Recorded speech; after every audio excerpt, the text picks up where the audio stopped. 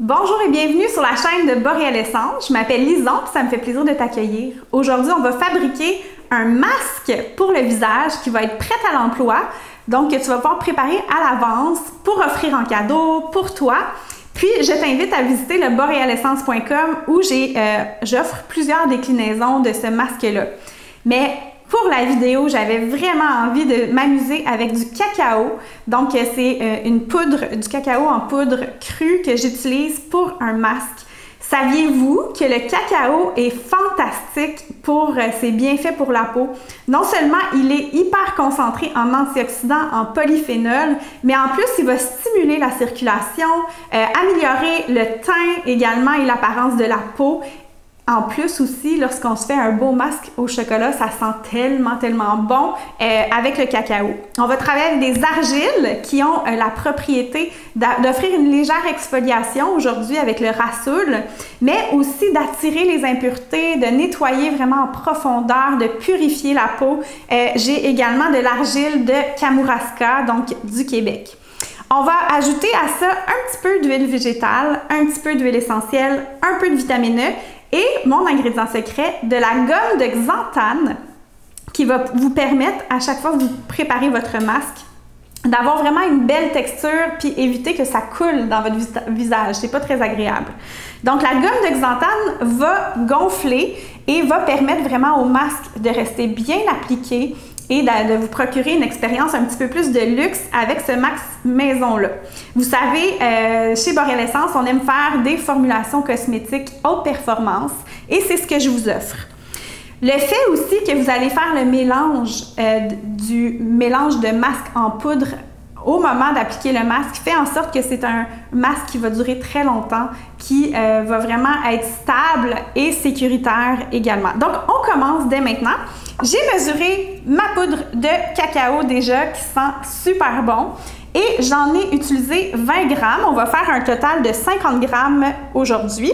Donc, c'est 20 grammes de poudre de cacao. À ça, je vais ajouter mon argile grise de Kamouraska et j'en ai mis 12 grammes. Donc, juste mentionner aux gens à la maison que c'est pas fait pour manger, c'est vraiment pour appliquer sur le visage, malgré la belle odeur.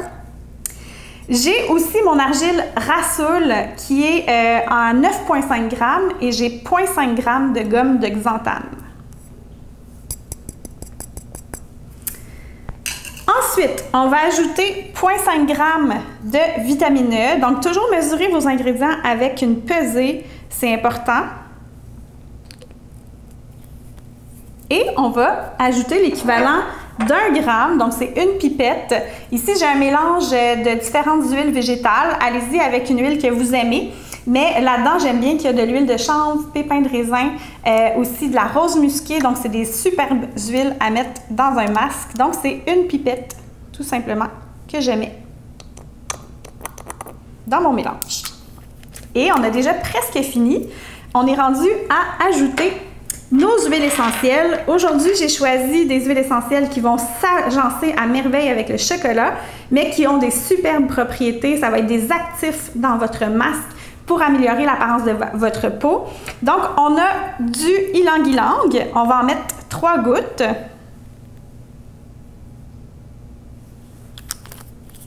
On a de la belle vanille de Madagascar qui est extraite par CO2 et qui est vraiment dans une belle production durable et les communautés qui la produisent le font avec soin, avec cœur. Donc, ça vient, comme je vous dis, de Madagascar. C'est une vanille très précieuse. Je mets 3 gouttes aussi. Et finalement, on a du bois de santal hawaïen.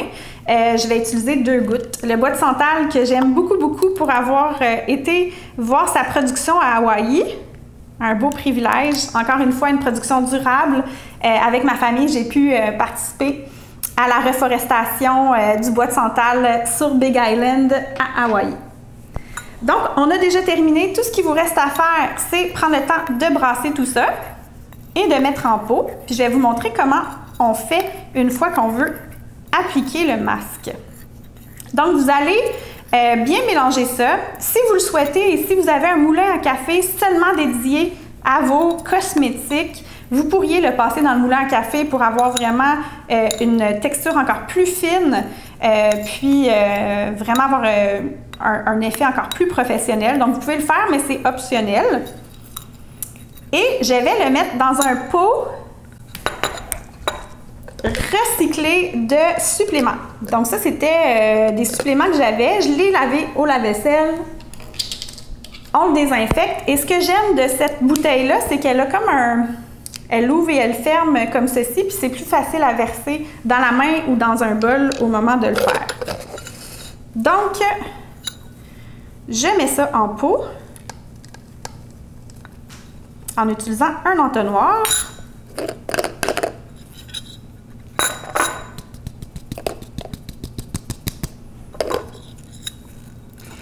Et je vais vous montrer, on est déjà rendu à comment on applique ce masque-là. Ce que vous allez faire au moment de l'application du masque, c'est super simple. Vous allez le mélanger en 1 pour 1. Vous avez le choix, soit avec de l'eau. Ça peut être, en fait, idéalement, ce serait avec un hydrolat plutôt que de l'eau. Ça pourrait être, par exemple, de l'hydrolat d'ylang-ylang si vous voulez compléter. Autrement, vous pouvez absolument en 1 pour 1 utiliser du miel. C'est absolument fantastique en masque. Idéalement, un miel non pasteurisé. Ou encore un yogourt grec. Pour les peaux un peu plus acnéiques qui font des boutons, vous allez beaucoup aimer l'application avec un yogourt. Vous pourriez y aller avec aussi de l'avocat en poudre, c'est-à-dire en purée, vraiment écraser un avocat, toujours en 1 pour 1. Vous pouvez y aller vraiment avec votre imagination parce que le masque, on le prépare là et on l'applique sur le champ. Donc, il n'y a pas de problème d'utiliser, par exemple, de la fraise ou d'autres produits que vous allez trouver dans votre cuisine. On n'aura pas besoin de conserver tout ça. On l'applique immédiatement au moment où on le fait.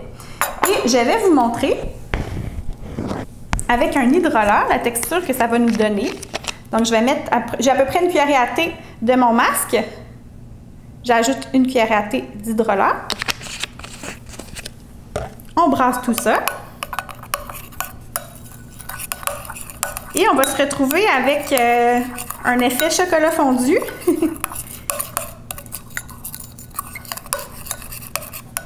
Puis allez-y vraiment avec la texture que vous avez envie de créer. Hein.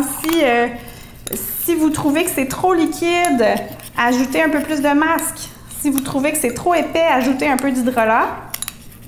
Mais sincèrement, si vous pouvez avec du miel, c'est vraiment ma méthode préférée, ou avec du yogourt, parce que le miel et le yogourt, leurs propriétés vont faire en sorte que vous n'aurez pas d'argile qui sèche sur votre visage et qui craque sur votre visage. Ça, c'est vraiment quelque chose, à mon avis, à éviter, particulièrement si vous avez la peau sensible.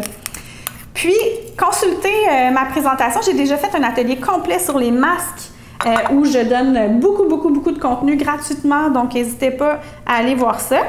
Puis là, au moment d'appliquer, on prend notre mélange et on applique notre beau masque. Oh, que ça sent bon! Ça sent tellement bon, j'ai vraiment hâte de l'essayer sur mon visage, celui-là. Donc, c'est pas plus compliqué que ça pour vous formuler un masque en poudre, prêt à l'emploi. Je vais vous donner beaucoup d'autres idées. Vous allez pouvoir travailler avec du thé vert matcha, vous pouvez travailler avec du curcuma, toutes les belles argiles, de l'avoine colloïdale. Pensez à du charbon activé pour une version un peu plus détox. Et à chaque fois, on va aller chercher une huile végétale qui va être dans ce thème-là, des huiles essentielles qui vont être dans ce thème-là.